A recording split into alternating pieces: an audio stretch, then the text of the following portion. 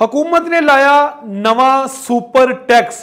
इस टैक्स तो किन्ने पैसे इकट्ठे होणगे ते इस टैक्स तो केड़ा तबका परेशान होएगा, तुहानूं दस्सांगे अज दी रिपोर्ट दे विच।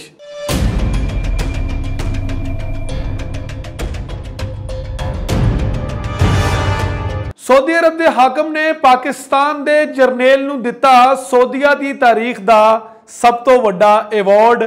जनरल कमर जवेद बाजवा नूं क्यों दिता गया सऊदीया का यह सब तो वड्डा एवॉर्ड।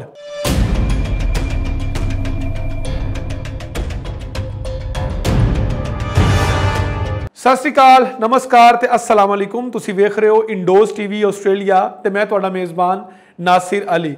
नाज़रीन, सब तो पहले असीं गल करांगे पाकिस्तान के हालात के उत्ते ते पाकिस्तान के हालात के उत्ते सब तो पहला साडी नज़र फिर उस गल ते वे कि महंगाई की वजह तो पाकिस्तान की इकॉनमी की वजह तो ना सिर्फ आम तबका परेशान है बल्कि हुकूमत भी बहुत ज़्यादा परेशान है। तो हुकूमत आए दिन नवे नवे ट्रिक इस्तेमाल कर रही है, नवे नवे तरीके दे नाल दौलत इकट्ठी करने का सोच रही है, लेकिन हुकूमत के हर हरबे नूं इस वेले नाकाम समझा जा रहा है। तो गुज़िश्ता दिनों पाकिस्तान के वजीर खजाना मिफ्ता इस्माइल ने एक नवे टैक्स का ऐलान किया है, जिस टैक्स का नाम है सुपर टैक्स। सब तो पहले असीं तुहानूं दसदे हां कि सुपर टैक्स हुंदा की है। अगर असीं सुपर टैक्स की गल करिए तो सुपर टैक्स एक खास मुद्दत वास्ते ते खास हालात दे विच एक ऐसा टैक्स लाया जाता है जिहड़े आम टैक्स तो इलावा हुंदा है। इसका मतलब यह है कि उस तबके कोलों दौलत ली जाती है जिस तबके को बहुत ज़्यादा दौलत मौजूद होवे, जिन्हों असीं सरमायादार तबका भी कहते हैं, जिन्हों असीं अलीट क्लास भी आखते हैं। साडी आम आवाम का यही कहना सी कि हुकूमत जिहड़ी हैगी है वो अलीट क्लास के कोलों पैसे नहीं लैंदी। हुकूमत जिहड़ी हैगी है वो अलीट क्लास के उपर किसी भी किस्म का टैक्स नहीं लाती। हुकूमत जिहड़ी हैगी है वो अलीट क्लास नूं सबसिडी क्यों दिंदी है जबकि आम आवाम नूं पेट्रोल ते सबसिडी होनी चाहिए है, जबकि अलीट क्लास नूं सबसिडी नहीं होनी चाहिए। इस तरीके दे नाल पाकिस्तान के वजीर खजाना मिफ्ता इस्माइल ने जो सुपर टैक्स का ऐलान किया तो बहुत सारे सरमायादार तबके ने ये उपर नाराज़गी का भी इजहार किया, लेकिन जिहड़े सही लोग सी जिहड़े समझते हैं कि पाकिस्तान वाकई इस वेले मुश्किल वेले चो लंघदा पिया है, उन्होंने इस टैक्स की हमायत भी की। बहुत सारे फैक्टरी मालिकान ने आख्या कि यह टैक्स लाना हुकूमत का अच्छा कदम है। इस वेले सानू मुश्किल जरूर होएगी, असी अपनी आम टैक्स तो इलावा असी बहुत ज़्यादा टैक्स हुकूमत नूं पे करांगे, लेकिन इस वेले पाकिस्तान नूं इस टैक्स की अशद जरूरत है। असी सुपर टैक्स वाल वापस आते हैं कि सुपर टैक्स दे विच ये किया जाता है कि एक खास मुद्दत वास्ते जिन्नी चिकर किसी मुल्क के या किसी भी सोसाइटी के हालात माड़े होंदे ने तो उन्होंने माड़े हालात दे विच ये टैक्स लागू किया जाता है। तो इस टैक्स करना लाने का मकसद ये होंदा है कि जिहड़ा दौलतमंद तबका है उन्होंने कोलों पैसे लैके तो असी वो टारगेट्स पूरे किए जान जिन्होंने टारगेट्स की बुनियाद के उपर इकॉनमी जी हैगी है वो थले जा रही होंगी है। तो हुकूमत का टारगेट है, पाकिस्तान की हुकूमत का टारगेट है कि उन्होंने 50 अरब तक सालाना टैक्स जिहड़ा वो सुपर टैक्स की मद दे इकट्ठा करना है। उस तो इलावा हुकूमत का अगला प्लैन ये वे कि वो तकरीबन 30 तो 40 अरब रुपए का टैक्स जिहड़ा है वो पेट्रोल के उपर लिवी लगाई जा रही है, लिवाइज लगाई जा रही है, वो उपर वो टैक्स नूं जिहड़ा है वो इकट्ठा किया जाए। तो इस वेले पाकिस्तान के अगर असी हालात की गल करिए तो पाकिस्तान के हालात इस गंभीर मुश्किल ने कि आख्या जा रहा है कि पाकिस्तान दिवालिया भी हो सकता है। पेट्रोल की कीमत जी हैगी है वो 250 के करीब पहुँच चुकी है, यानी कि 235 रुपये फी लीटर पेट्रोल पाकिस्तान च फरोख्त हो रहा है।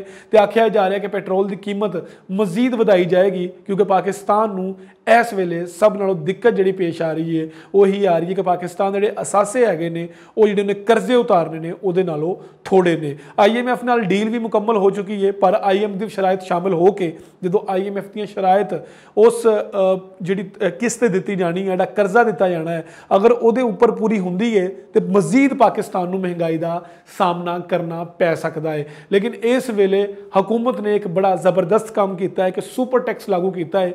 उहदे मुताबिक 30 करोड़ रुपया जी कंपनी कमाती हैगी है वो कंपनी अगर ज़रात की कंपनी है, फार्मास्यूटिकल की कंपनी है, कपड़ा बनाने वाली फैक्ट्री है, जराबा बनाने वाली फैक्ट्री है, हद के हर इंडस्ट्री जी इंडस्ट्री 30 करोड़ रुपया कमा रही है उन्होंने सुपर टैक्स अदा करना पड़ेगा। सुपर टैक्स जो आम टैक्स लगा होएगा, जो आम टैक्स लागू होंदा है उस टैक्स तो इलावा ਇਹ ਲਾਗੂ ਕੀਤਾ ਜਾਏਗਾ ਤੇ ਇਸ ਦੀ ਮੱਧ ਵਿੱਚ ਹਕੂਮਤ ਦਾ ਟਾਰਗੇਟ ਇਹ ਵੇ ਕਿ ਅਸੀਂ 50 ਅਰਬ ਰੁਪਇਆ ਇਕੱਠਾ ਕਰਨਾ ਹੈ। ਹਕੂਮਤ ਲੱਗਦਾ ਹੈ ਕਿ ਹਕੂਮਤ ਇਸ ਟੈਕਸ ਲਾਉਣ ਤੋਂ ਬਾਅਦ जिन्ने पैसे वो दस रही है उन्हें इकट्ठे तो कर लेगी, लेकिन फिर अगर मसला वही आता है कि हुकूमत उन्होंने टैक्स तो लाने तो बाद वो पैसे इकट्ठे करने तो बाद आम आदमी को रिलीफ दे सकेगी।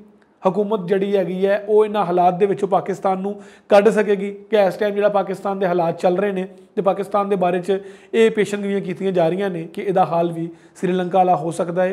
हुण देखना ये वे कि हुकूमत दी पॉलिसियां जड़ियां हैगियां, हुकूमत जो दोस्त मुल्क है चाइना है, सऊदी अरेबिया है, ईरान है, ये जिन्ने भी मुमालिक ने ये पाकिस्तान की मदद करते हैं कि नहीं ये आने वाला वेला ही दसेगा। असीं हुण अगली खबर वाल वधदे हां। अगली खबर भी पाकिस्तान के जिहड़े जनरल कमर जवेद बाजवा ने जिहड़े फौज के कमान संभालते हैं, फौज के कमांडर ने, उन्होंने वास्ते एक वड्डा एवार्ड जोड़ा है वो सऊदी हुकूमत ने दिता है। तो उस एवार्ड में जोड़ा है वो आख्या जा रहा है कि सऊदीया का वो सब तो वड्डा एवार्ड है जिन्होंने आख्या जा रहा है कि ऑर्डर ऑफ शाह अब्दुल अजीज़ उस एवार्ड का नाम है।